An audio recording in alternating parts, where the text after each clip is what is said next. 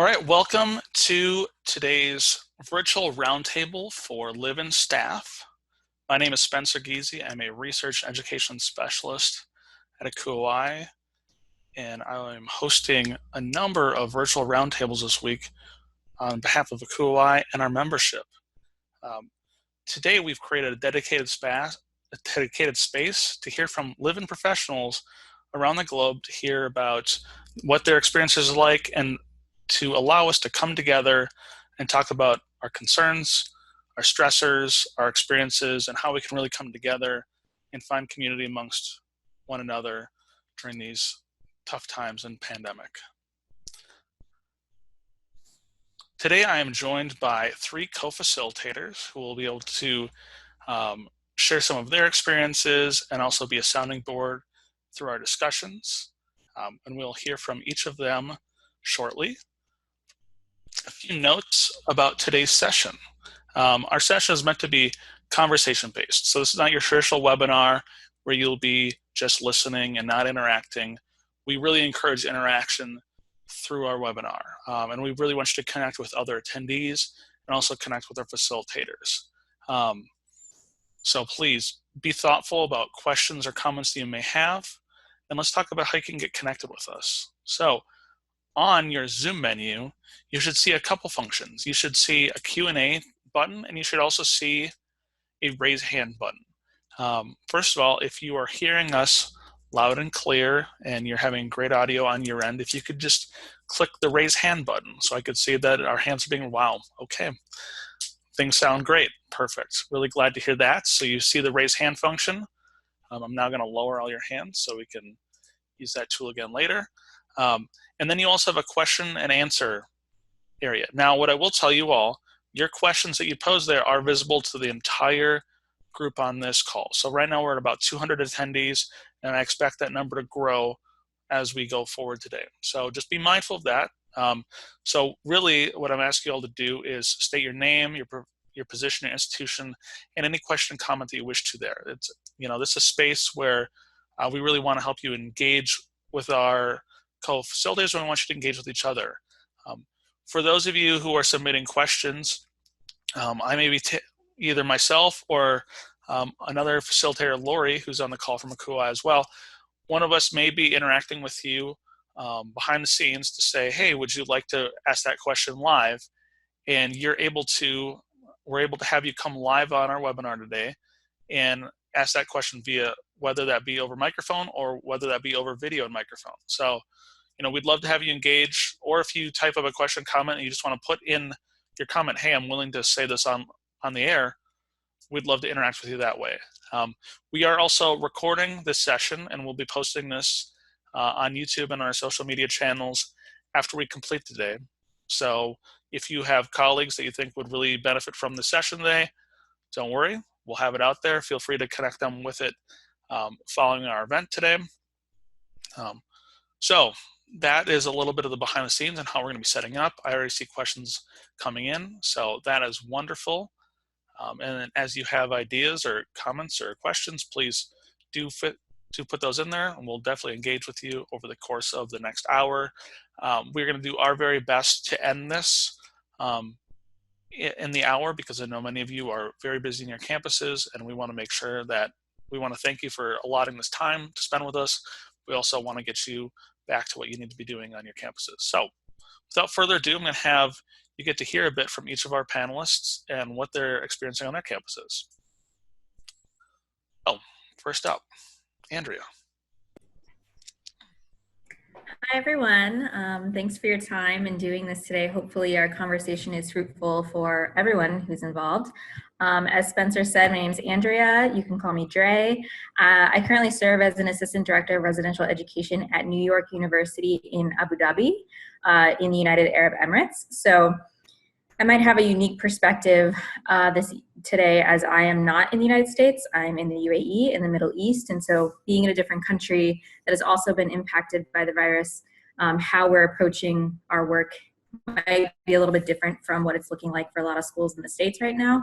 What I can share is that I think from what I've been hearing and just connections I have with colleagues in the US, where we're at as a university is in some ways a few weeks ahead of where a lot of schools in the US are, simply because the virus was here in the UAE and spreading in the UAE earlier than it really started to expand in the US. So I'm finishing up this week my second week of working from home. Even though I'm a live-in staff member and I have an office on campus, I have been working from my apartment on campus for the last 2 weeks, and we just got word today that that will continue into next week for sure. Whether that's continuing for the remainder of the semester is still to be decided. We were told today by leadership that essentially they're going to make a decision week to week, but hopefully we'll know more next week about what the following weeks will look like. I think for me personally, I'm very extroverted and I'm part of a relatively small team and we have lots of meetings every week. And so I'm used to being around people quite a bit. And so it's, I think, starting to impact me and just feeling a little bit isolated and lonely being in my apartment all day. That said, we've been utilizing Zoom and had lots of virtual meetings, which has definitely helped. In terms of what we're doing as an institution, I know lots of schools are making really big decisions quickly. We are not closing our residential halls and we are not requiring that students move out. Instead, students have the choice to leave and return home if they'd like. But part of the reason for that is because our student body is unique in that over 80% of our students are international students. So they are not from the United Arab Emirates. They're from over 120 different countries around the world. And asking them all to leave right now and move home is just it's almost impossible logistically to coordinate because many of them don't have the financial means to fly home, nor do they have the option to fly home, given that certain borders are closing in lots of different countries around the world. So instead, we are staying open for now and allowing students to make that decision for themselves. And all of our courses have moved online and will remain online for the remainder of the semester.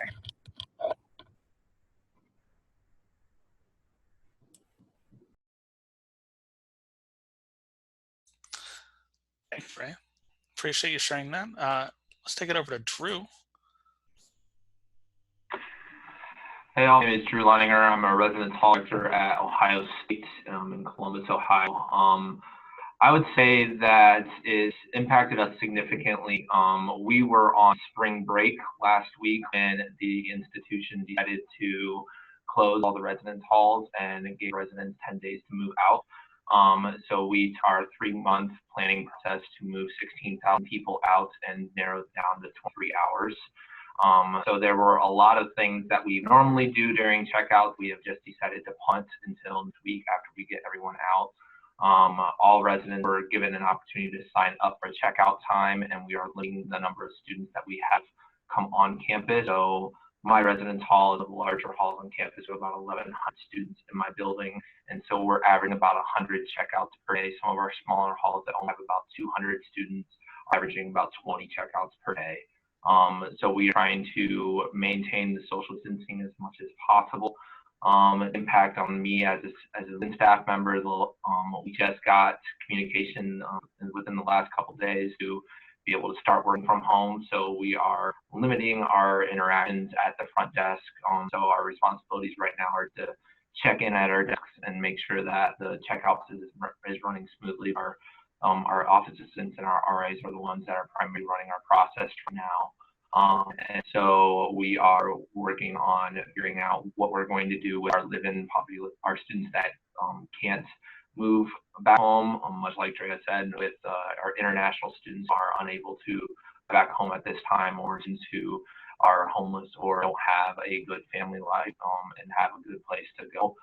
We are working with them to figure out where we're going to put them on campus. It is likely that my building becomes one of those buildings that we put people. And so next week after we close, we are going to quickly turn around and flip all of our spaces so we can start our consolidation process and bringing people on into our residence halls. And so we're still working on figuring out all the details right now.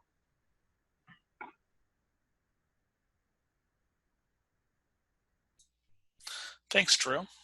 And then let's hear from Ashley on the West Coast. Hi, everyone. My name is Ashley Knapp. I'm a resident director at University of California, Santa Barbara. We are on the quarter system, so students are trying to take finals right now, and then we close on Saturday for spring break. We have had a lot of different changes happen over the past 2 weeks. Last Tuesday, we announced that we were going to go to virtual instruction for the rest of the term, and then keep students away from campus until May 1st. And then Saturday, we got another message that just said we're doing the whole term virtually. And so we have been quickly trying to change plans. We have a lot of students who they've left campus, but they didn't move out fully because they were coming back in May. And so we're figuring out how do we get them access to their space. And we have a lot of students still kind of figuring out what's happening. So we are still kind of in a waiting game for a little bit, at least until Saturday. And then once spring break happens, we'll have a better idea of what the plans will look like moving forward. We are not working from home yet. I think that being on the West Coast, we're kind of a little bit behind some other places. And so, yeah, that is what my experience has been so far. Every day is a really long day, but it's there. Thanks for sharing, Ashley. And I think we're going to have a lot of experiences sharing about that today. We're having tough times and how we're coping with it.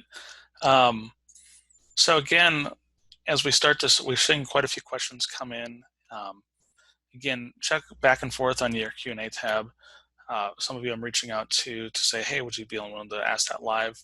Items like that. So just be aware of that as we try to connect.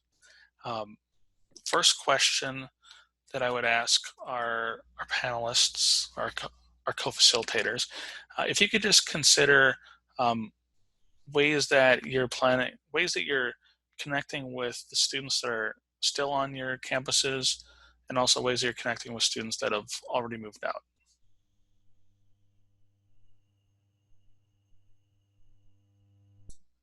And first one to unmute gets to go first.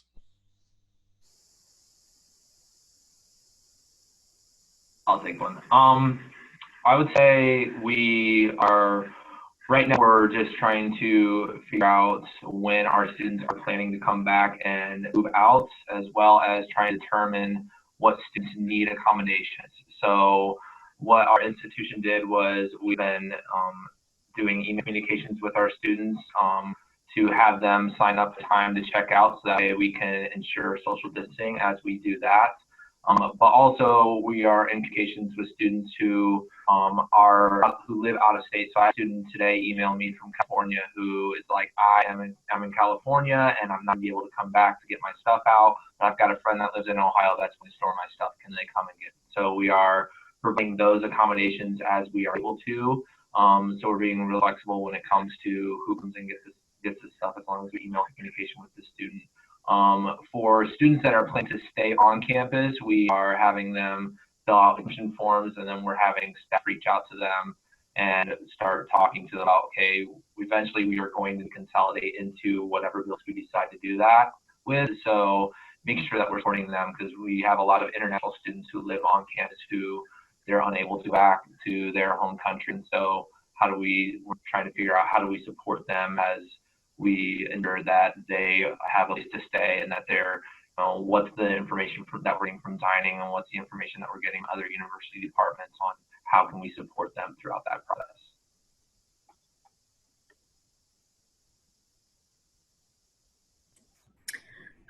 So as I mentioned, our students are welcome to still stay here through the rest of the semester. So the majority of our students are still here. So we're trying to figure out and get creative with how do we continue sort of building community and keeping them engaged and supporting them when we're also meant to encourage social distancing. So one of our sort of, I guess, big priorities has been encouraging students to get outside rather than like just sitting in their rooms all day in like confined spaces with, shared air and all that. One, we're really fortunate that we're in the UAE, and so the weather here is very different from what it might be like in Columbus, Ohio right now. It was like 85 and sunny today. So we're able to actually like encourage people to get outside, and it's beautiful outside right now. So students, I think, are appreciating that. Some examples of things we've done, our department, our residential education department, purchased a bunch of like lawn games. So we bought like cornhole and like badminton, and we also bought hammocks, like movable hammocks. And so we now have hammocks like all across our green space on campus, and then the cornhole and badminton, and just like games and things that can engage students while having them be outside and not necessarily requiring them to be right next to each other. The institution has done some similar initiatives. So we did close our fitness center and all of our fitness facilities. However, we recognize that like students being active is really good for both physical and mental health right now. So they have kept our outdoor spaces open, like our track and our soccer field and our tennis courts. And then they've also left a limited amount, but an amount of like training equipment, like kettlebells and some, I think like there's basketballs and soccer balls and things like that left in like an open outdoor space that students can use them. And then those items are disinfected by cleaning staff. I think it's every hour, like throughout the day, each day. So we're making sure we still have like resources available for people despite our fitness centers being closed. I also think we're encouraging them to get off campus and like go into the city in Abu Dhabi. Not everything in Abu Dhabi is like totally shut down like it might be in some parts of the US. And so students are still able to kind of experience a few things, but we obviously are encouraging them not to go to places where there might be crowds or lots of people, so that they can still respect the social distancing recommendation. I would say too, and right now our priority is really focusing on supporting students who are still here, but we are getting emails and questions from students who have already left, and we're working sort of on the logistics of how do we support their checkout process if they already left, and they may or may not have fully packed up their room.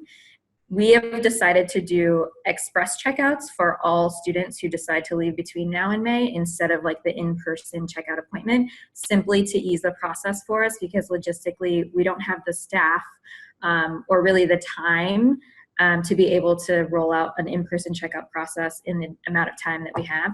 So we decided to express for everyone, and we sent out instructions for students should they choose to do that. We also did send out a mandatory form that every residential student from this term is expected to submit that indicates their intentions to either stay here or leave, or if they've already left, to let us know that as well.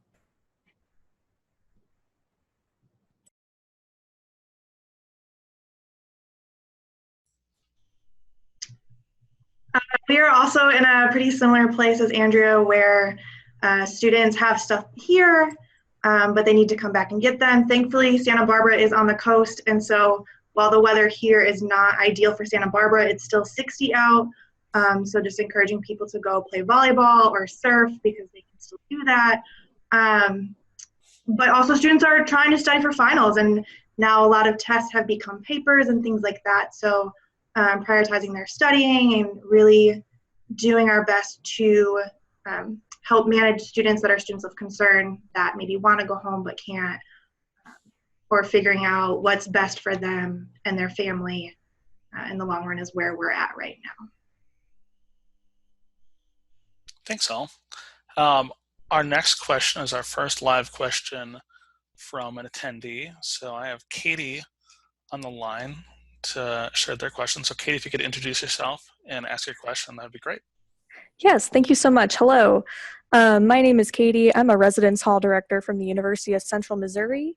We are currently on spring break, and I've gotten a lot of questions from my students that I can't answer because of my position.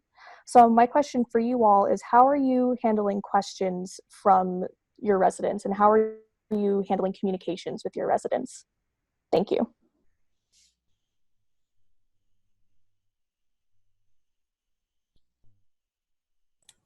I can kind of talk about that a little bit, because we are in the midst of that all. We are making sure that communication for residents is coming from the department specifically, especially around housing assignments when it comes to moving in and moving out. And so we're encouraging them to check their email for things from the chancellor or housing assignments, and then just doing our best to kind of help them figure out the best answer for themselves if they have questions. But there's a lot of stuff of, I'm not really sure, but I know that's something that we're working on figuring out is part of our response quite a bit.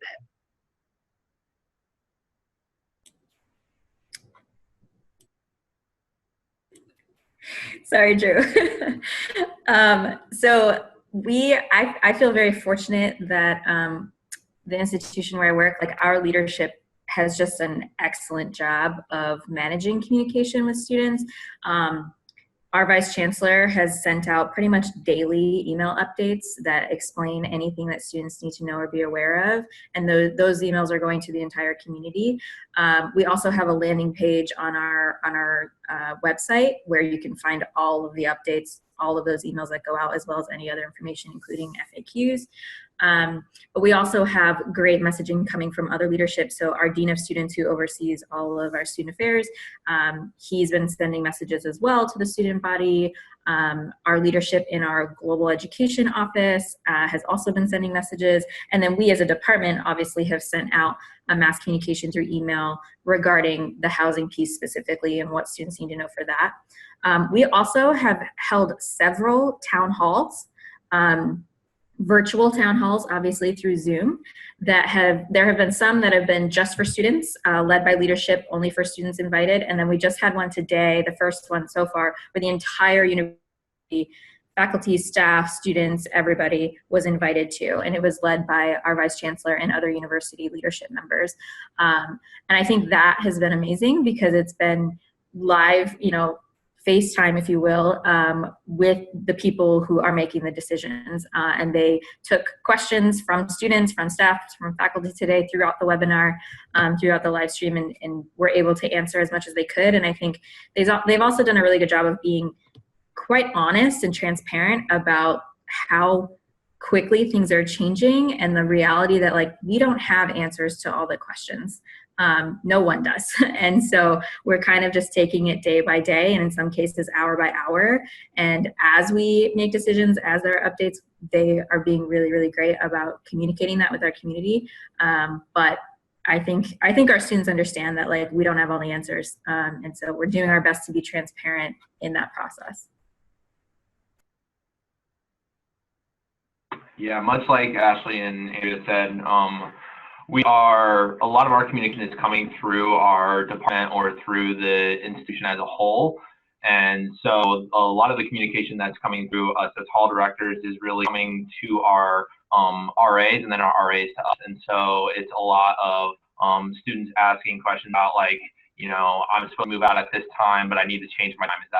Are we able to do that? Or I'm not able to come back, or I want a refund. What does that look like? And so we are directing those questions to the appropriate people and just trying to ensure that we're being as transparent with us as we possibly can. I will say that I absolutely love my staff right now because they've really stepped up and really helped a lot, and they understand that we might not have all the answers right away. We're trying to get that information to them as much as we possibly can. Our senior leadership at the institution has done a really good job. Our VP of Student Life has been sending daily updates to the division on these are the decisions that have been made, why these decisions are being made, and here's the meetings that we're having over the next couple of days to talk about these things. Our provost has been providing updates, and our president has been sending out almost daily emails to students and faculty and staff that provide new information. So when the residence halls were closed, I got an email from the president, and so that communication has all been coming out that way.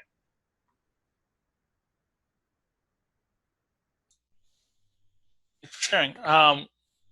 We've got a number of questions that are kind of you based. So we'll go rapid fire. We'll go through a number here. So first question for you all: what are your supervisors doing that is helpful right now? And I'm hoping you all have answers for this. Fingers crossed. I would say my supervisors is doing daily check-ins. All of our assistant directors have been told to go home and remote in from starting yesterday. So it's been a lot of Zoom meetings, a lot of checking in, phone calls daily. These are the meetings that we've been having, especially after we decided to go online, and then when the decision was made to close suddenly, and a lot of just daily communications or a couple phone calls per day, checking in, just seeing how things are going. And as soon as we've got a question from an RA, we're able to just call up, and they've been meeting together, and so they've all in one room, so they're all able to make those decisions as they need to.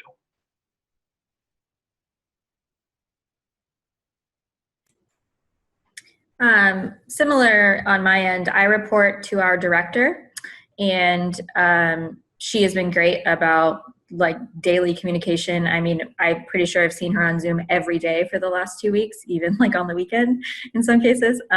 So she's been really great about touching base, making sure we're all on the same page.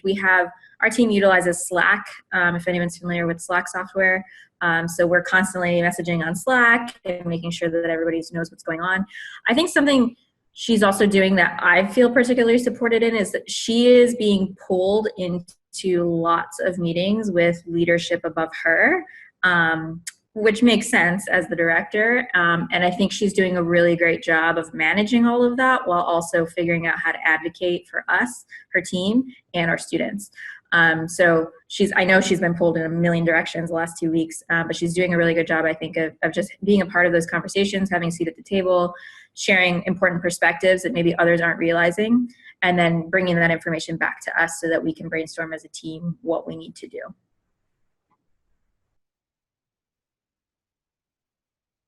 Our assistant directors here have been really supportive and very communicative. We use GroupMe as lead staff to communicate, and they got added to our group chat, so that way we can do our best to make sure everyone's getting the same message at the same time.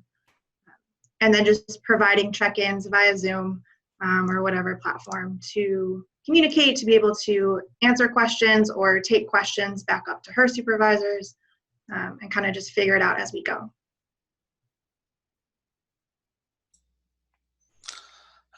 Thanks for sharing that. I would, kind of to tie into that.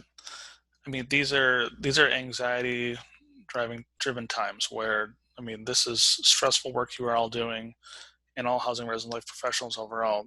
This is stressful, but it's easy to have anxiety while living in. Are there university supports, departmental supports? What resources are being offered to you all to try to cope with this in your roles?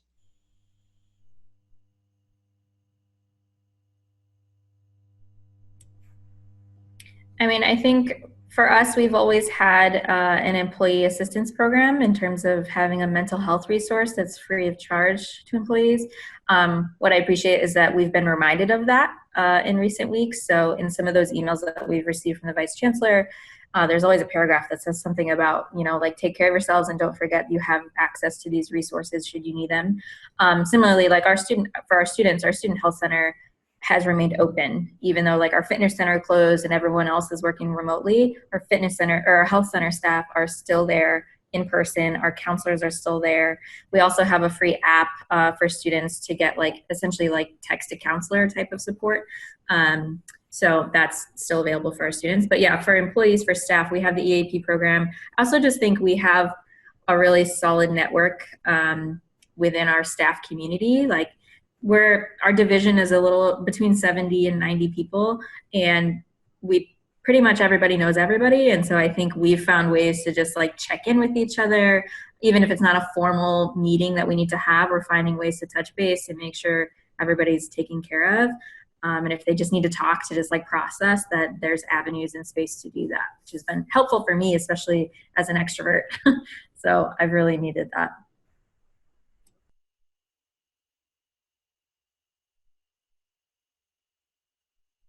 Yeah, I'll retweet everything Andrea said. We really get encouraged to use our EAP program, and our student health center is open for students.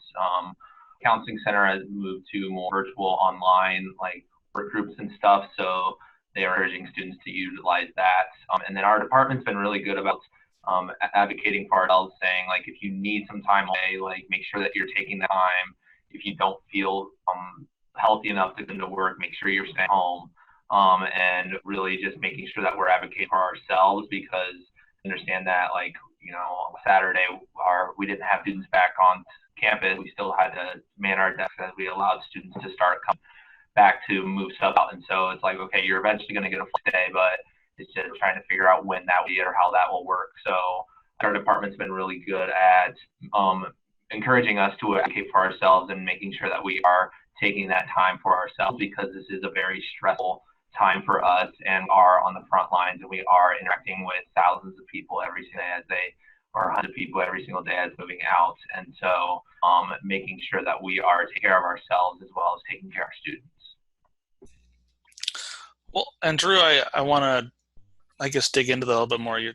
What are you all doing to take care of yourselves? Is there an outlet, something that you're finding solace in during this time? We have a policy here on campus, and so I have a mini golden doodle that's 8 months old, and so I play with him a lot and take him on walks, or I'll just go for a walk around campus, or I have to watch movies, so I've been watching a lot of Netflix, Disney Plus, Hulu, stuff like that lately. So it's really just trying to make sure that I'm taking that time to recharge and ensure that my mental health is in a place for me to be able to support my students and my staff. Golden doodles are always allowed in virtual roundtables, for the record.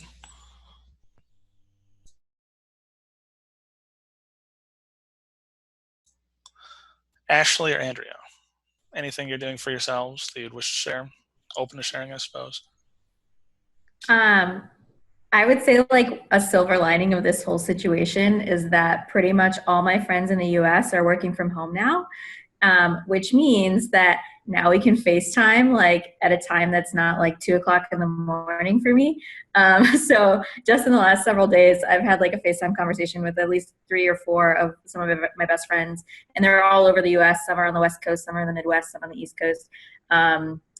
And normally it's hard for us to find FaceTime time because I'm either 8 or 9 hours ahead of people, or even 12 hours, depending, just being on the other side of the world. So I'm taking advantage of the fact that they're at home and they can just like have a quick FaceTime chat midday. So that's been really, really good for me, and good for us to continue nurturing the relationships.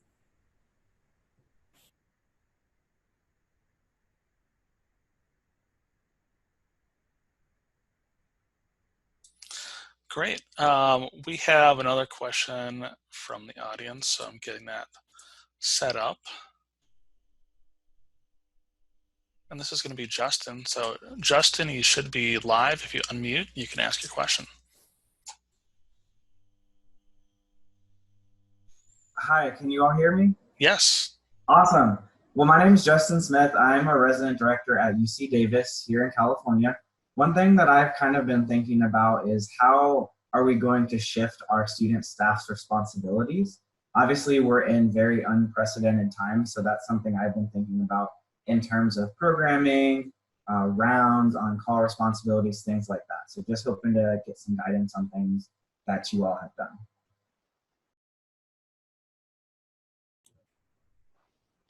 So I can share, as I've said, our students are still here. However, they have the choice to leave if they choose. That includes the RAs. So our RAs are not required to remain on campus. They have freedom to go back home if they need to. I think there's a couple things that are important to say about that. We had a conversation this week where we decided that should an RA choose to leave, they will still get paid for the remainder of the semester as if they were here.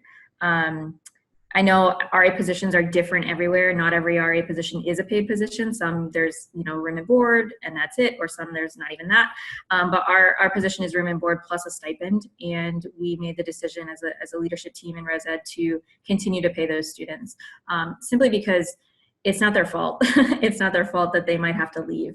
Some of them aren't really making a choice. Some of them have to go because borders are closing, and they have the fear that if they don't go now, then they won't be able to go back for like months and months. So we're going to continue to pay our RAs. That said, obviously some of them have already left and some will continue to leave in the coming weeks. So we are starting the conversation about what does that look like for the remainder who are still here, and how do those responsibilities shift and change, and how's the work divided? We have already adjusted some expectations. We typically throughout the year have RAs host office hours every week throughout the week. So they just sit in like a common space, are there, available if students need them. They check out equipment like vacuum cleaners and games and things like that. We have done away with in-person office hours. We're no longer having that. But we are looking to maybe move office hours like outside, or do some sort of virtual thing where students can still connect with them should they need something. And then our programming has shifted dramatically as well. We are still encouraging RAs to host what we're calling gatherings, not programs, but like small gatherings, maximum of 10 people, but really should be maybe like 5 or less. And we're encouraging those programs to happen off campus or outside where there's more space and people can kind of stand further away from each other. We're also encouraging virtual programming. I know Netflix has this feature now where you can you can stream like a movie with all your friends. And so having RAs look into that as an option if students want to engage in that sort of thing. Our duty and crisis response and community walks are probably the things that we're definitely keeping for now, because we still have students on campus, so we still need to make sure that people are on duty and available to respond should there be a crisis. So for now, that's remaining the same. Our RAs are still serving on call, still doing their community walks and their rounds.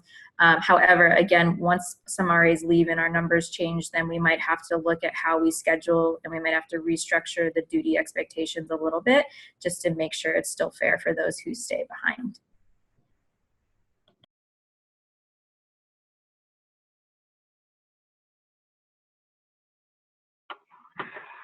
So for us, since we are closing our halls, our RAs had the option whether they wanted to go ahead and end their contract and leave, or if they want to decide when they wanted to leave. So I've got some staff members that are willing to stay till Sunday until we close the halls. I've got other staff members that are interested in staying on until May. And so we had our staff fill out exemption forms in order to stay until May. And then our senior leadership at the university within the Office of Student Life made those determinations, so that those communications on who's able to and who's not is going to be out later today or tomorrow is what we've been hearing. And so it's excuse me. So it's a lot of just focusing on what our responsibility is going to look like, because our desks operate 24 hours in the buildings that are open. Our RAs likely are going to be doing a lot more desk shifts.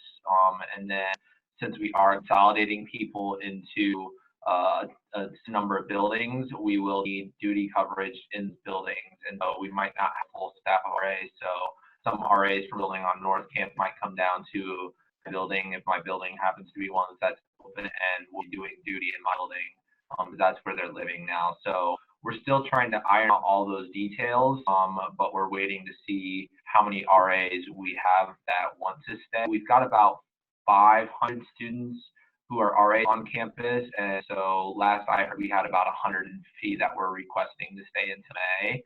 And so we are working to figure out exactly their roles and responsibilities are, as well as there's a potential that our RAs might be used in other departments across campus if they have a need for a student worker and their student workers have moved home. We might utilize our students that way too.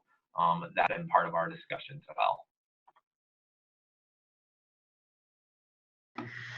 Yeah, we are figuring out what to do with our student staff. We, like Drew, have a lot of RAs that want to stay and not necessarily the same amount of residents. And so I think the only thing that I would really add is that we are in our first year of creating or implementing our curriculum. So perhaps there's going to be more of curriculum work for them to do and to try out some new things and to be really creative with our different strategies for engaging with residents.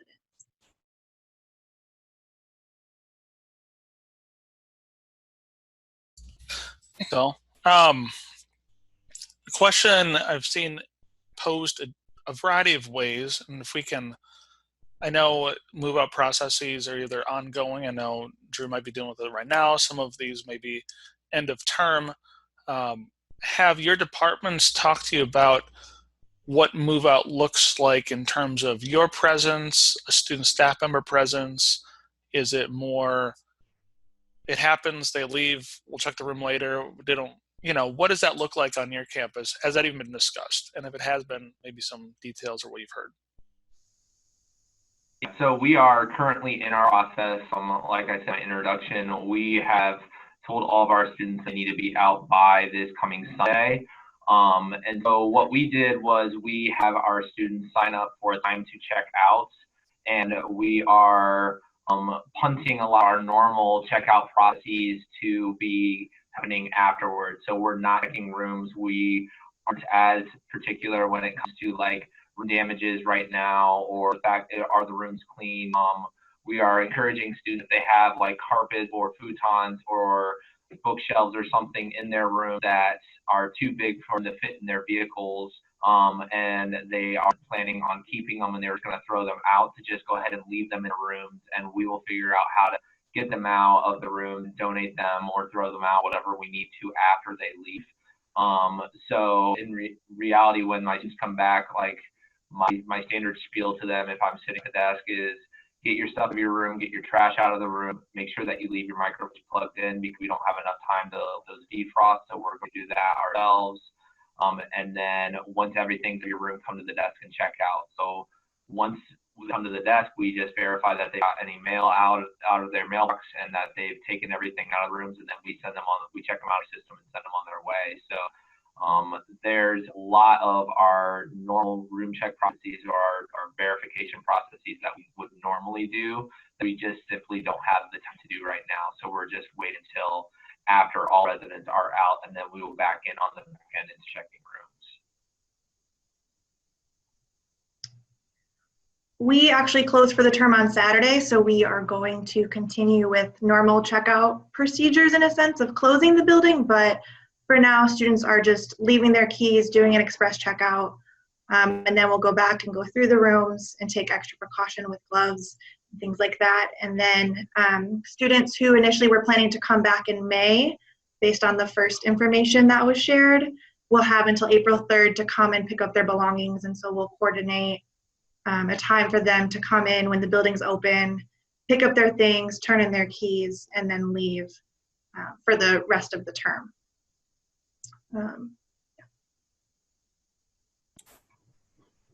Yeah, we initiated an express checkout process simply because that was the fastest and simplest way for us to allow students to start to move out. So it's up to them to clear all their stuff out of their room, and they just leave their key in like a key envelope, fill out some information, and leave it at the desk. We have not even gotten yet to what are we going to do for actually checking the rooms. I mean, our concern right now is like, let's just make sure students can leave if they need to, and we will figure that out in April, maybe even May, in terms of checking rooms and all of that, especially because many of our students will still stay. So it doesn't make a ton of sense for us to go into rooms that are still partially occupied to try to close them out.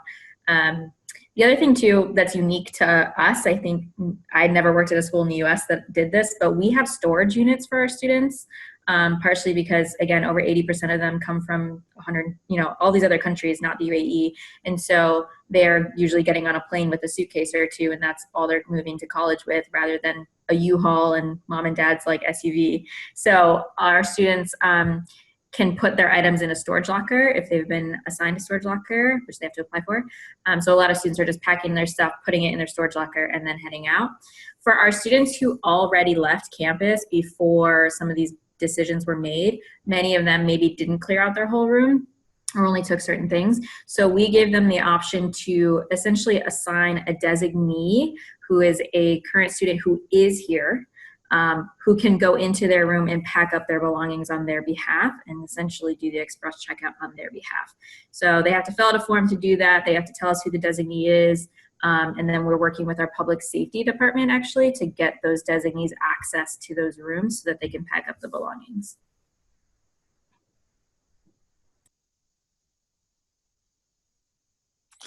Thank you for sharing all that. Yeah, the designee, that's it's a great option. As live-in professionals, I have to imagine you all have a variety of on-call responsibilities. what changes have you seen to how on-call is being handled for your positions now?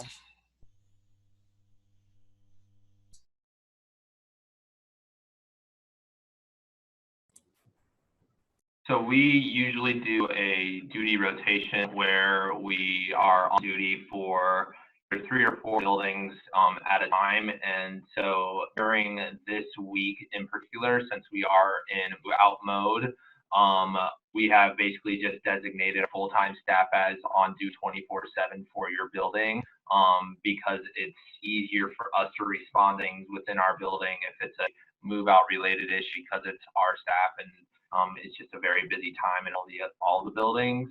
And then once we get through this week, we will make a determination on what duty looks like for the rest of the semester, since we are going to have a limited number of students on campus. And so we won't need as many full-time staff on duty.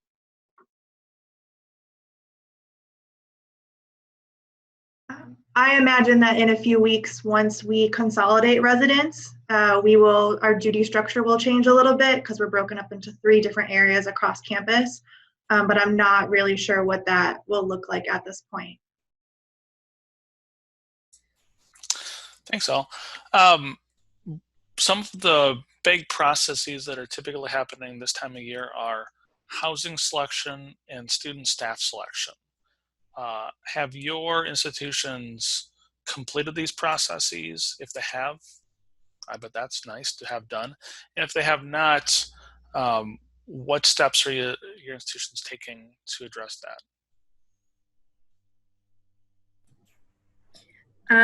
We are doing everything we can to move forward with like business as usual in terms of those processes and what we had already sort of planned to do.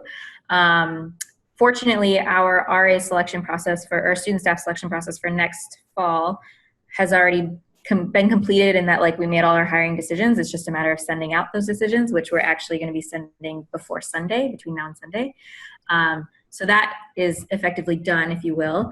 And then the selection process for housing is interesting because we have summer housing and then we have fall housing, and we go through housing selection process for both of those. Summer happens first, actually, and then fall happens next. So we're in the midst of the summer process right now. We actually just made the decision earlier this week to extend our housing application deadline for summer housing, given all the circumstances and the fact that some students their plans are changing, or they weren't initially going to be here for the summer, but now they might have to be because they can't go back to their home country. So we extended our housing application deadline for summer, and then I believe next week we're going to move forward with our like roommate pairing process, and then ultimately place students in their rooms. Our fall process really kicks off in about 2 weeks. It's like end of March, beginning of April that we start that process and get students, excited about fall housing. So as of right now, that's set to move forward on the original timeline and plan we had. But we're also recognizing that we might need to adapt it or change some things just based on what's going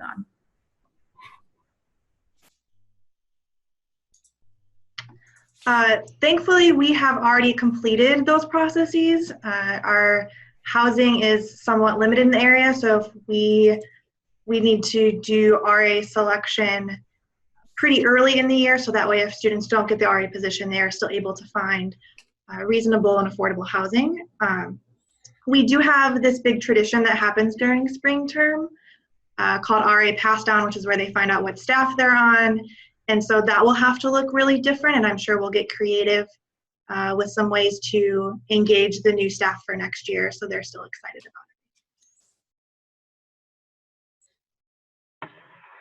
So we have finished our RA selection process, and so we finished that up in January or early February. But we do at OU, we do what we call an RA class for any student staff member who was hired for the incoming fall, either for a specific building or an alternate position. They take a 7-week leadership course that we kind of focus on the RA position, and so we have been needing to move that to our online portion of it. It is very much a discussion-based course, and so we are navigating what that looks like. How are we adjusting some of our projects and how we're going to use our Zoom meeting software to incorporate that. When it comes to room selection process, we are in the middle of that, and that is pretty much all aligned. So, and we as hall directors don't have a lot to do with that, but it's my understanding that they paused it for this second part of spring break, paused for normal spring break. They paused it again for this part, and then I believe we are going right back to our normal process for that. So I don't think that's changing any.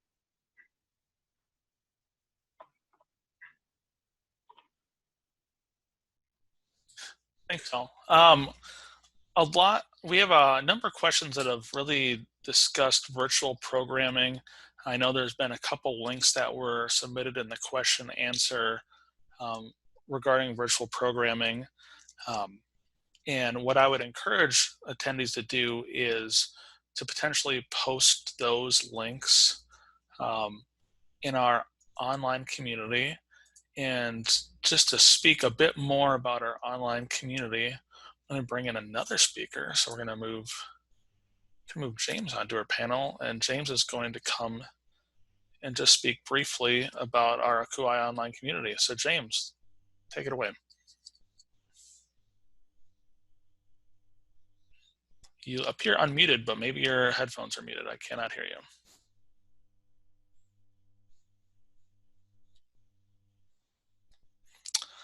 Oh, shoot. Technical difficulties are no fun on a webinar. James, can you hear us?